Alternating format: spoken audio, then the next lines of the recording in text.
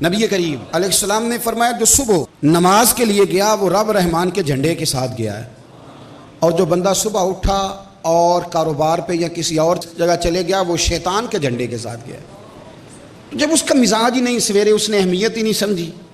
آپ یقین کریں جتنی تیزی کے ساتھ لوگ نماز کی غفلت کا اظہار کرتے ہیں کسی چیز کا نہیں کرتے، اور بڑی آسانی سے۔ میں اکثر کہتا ہوں اب تو لوگ سچ بولنے لگے۔ میں ایک بندے نے پوچھا، میں کہ تو نماز نہیں پڑھتا؟ کہنا پیر صاحب میں جھوٹ نہیں بولنا، میں صرف نا 2-3 نماز نہیں پڑھتا، جھوٹ نہیں۔ میں کہ سچ ذرا صحیح بولی تو۔ یہ کتنا تگڑا سچ ہے کہ بڑی دلیری سے بندے بولتے ہیں، کتنا تگڑا سچ ہے۔ سوچیں اس بات کو، ذرا غور کریں۔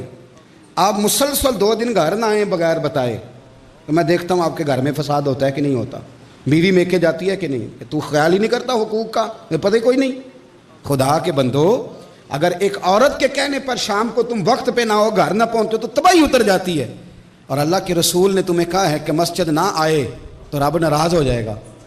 خیال ہی کوئی نہیں، بہانے میں جی سچ بولتا ہوں جی، صرف سویر کی پڑھتا ہوں، یہ سچ ہے تو ظلم کرتا ہے تو اپنی جان پہ۔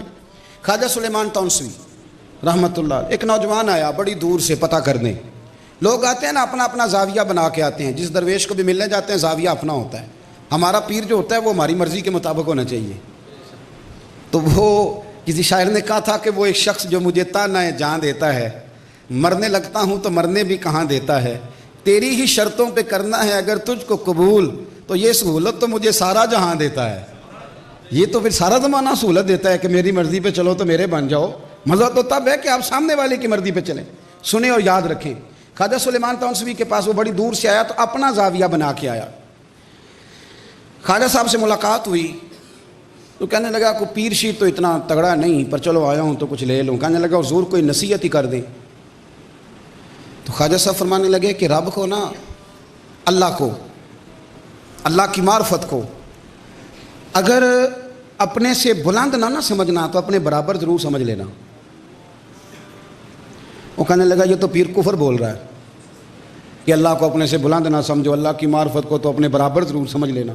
کبھی رب کی معرفت بھی کسی کے برابر ہو سکتی ہے، تو بلند ہی بلند ہے۔ یہ کیسا پیر ہے؟ اندر ہی اندر مرید بیٹھے تھے حضرت کے، کہوں کیا، ڈر آتا تھا۔ اللہ اکبر۔ اس نے پھر کہا حضور کیا کہا ہے؟ فرمانے لگے بیٹے سمجھو، اللہ کی رضا کو اگر اپنے سے اونچا نہ سمجھ سکو تو اپنے برابر سمجھ لینا۔ وہ کہنے لگا یار یہ تو بندہ کدھر جا رہا ہے، اللہ کی رضا برابر کیسے ہو سکتی ہے، اللہ تو براء البراء ہے۔ چلو رات رہنا تھا، رات اس نے قیام کیا، پر کہنے لگا فارغ ہے پیر۔ بات ہی بڑی عجیب کر دی۔ سویرے حضرت صاحب نے نا اس کو ناشتہ بھیجا، تو ناشتے میں نا ایک رات کی روٹی بھی تھی اور رات کا سالن بھی تھا، اور صبح تازے پراٹھے بھی تھے، گھی مکھن بھی تھا، اور سمجھ لیں کہ کوئی مرغن غذا بھی ساتھ تھی۔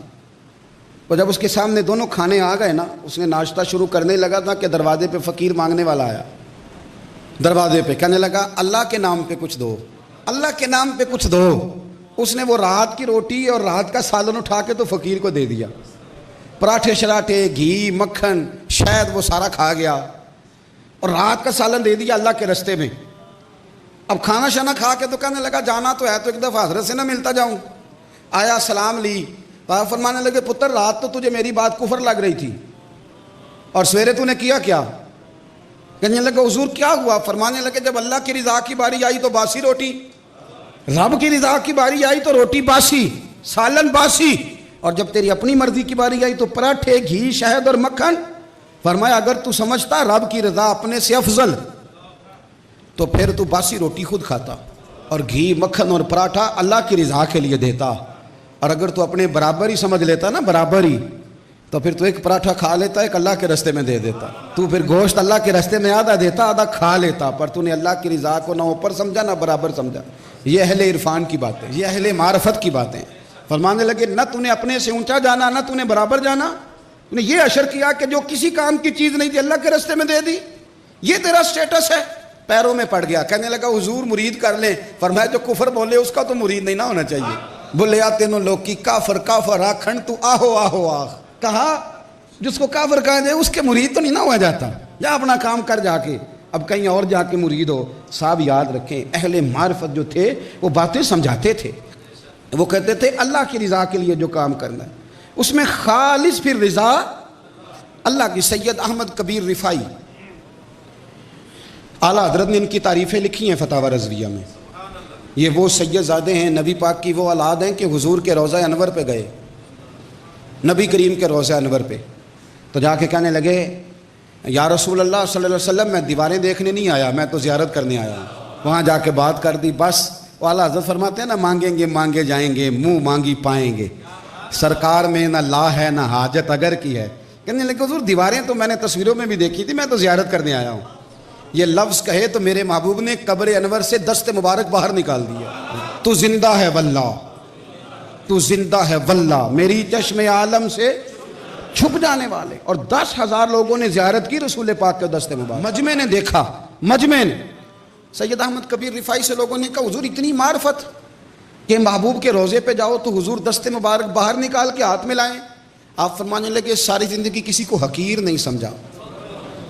تو پھر اللہ نے میرے دل میں معرفت کا نور پیدا کر دیا. یعنی کسی کو بھی نہیں. فرمانے لگے نہیں، کتے کو بھی نہیں.